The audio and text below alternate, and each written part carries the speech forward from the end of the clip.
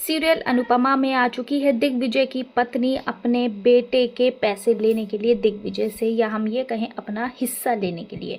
दरअसल दोस्तों यहाँ पर जैसे तैसे अनुपमा पर लगे झूठे इल्ज़ामों को दिग्विजय हटा देता है, लेकिन खुद पर लगे इल्ज़ामों को वो नहीं हटा पाता, जिसके बाद दिग्विजय की पत्नी दिग्विजय पर हाथ उठा देती है और कहती है कि बस अब बहुत हो चुका है तुम्हारा ड्रामा, मैं बर्दाश्त नहीं करूँगी, मुझे मेरे बेटे का हक चाहिए, हमें हमारा हिस्सा चाहिए, हम तुम्हारे साथ नहीं रह सकते, ना ही हम तुम्हारे साथ रहना चाहते हैं, मैं तुमसे सारे रिश्ते ख़त्म करना चाहती हूँ।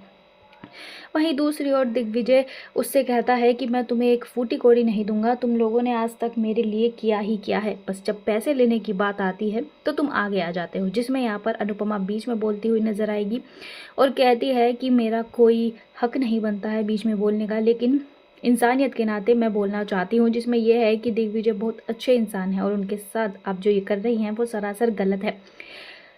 मात्र चंद पैसों के लिए आप रिश्तों को दांव पर लगा रही हैं। पैसे आप कई बार कमा सकती हैं, लेकिन रिश्ते आप नहीं कमा सकती। जिसमें कि दिग्विजय सर तो आपके पति हैं, आपको उनका साथ देना चाहिए, अपने बेटे को समझाना चाहिए, पर आप ऐसा नहीं कर रही हैं।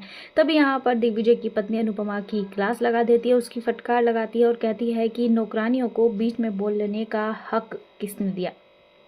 तभी यहाँ पर दिग्विजय अनुपमा की तरफदारी करता है, उसकी साइड लेता है, जिसके बाद दिग्विजय की पत्नी उन दोनों की दोस्ती पर, उन दोनों के रिश्ते पर कीचड़ उछालती हुई नजर आती है और कहती है कि मुझे सब समझ में आ रहा है कि तुम दोनों के बीच में क्या चल रहा है, वो दोनों एक दूसरे को इस तरह से डिफेंड क्यों कर रहे हो। तभी यहाँ पर दिग्विजय कहता है अपनी काली जुबान और अपनी गंदी जुबान से आग उगलना बंद करो, तुम्हें पैसे चाहिए, तुम्हारे पैसे तुम्हारे मुंह पर फेंक कर मारूंगा, लेकिन आइंदा मुझे अपनी ये मनहूस शक्ल मत दिखाना और अपने बेटे से भी कह देना। सीरियल में आया ये ट्विस्ट आपको कैसा लगा? कमेंट सेक्शन में अपनी राय ज़रूर से ज़रूर दीजिएगा।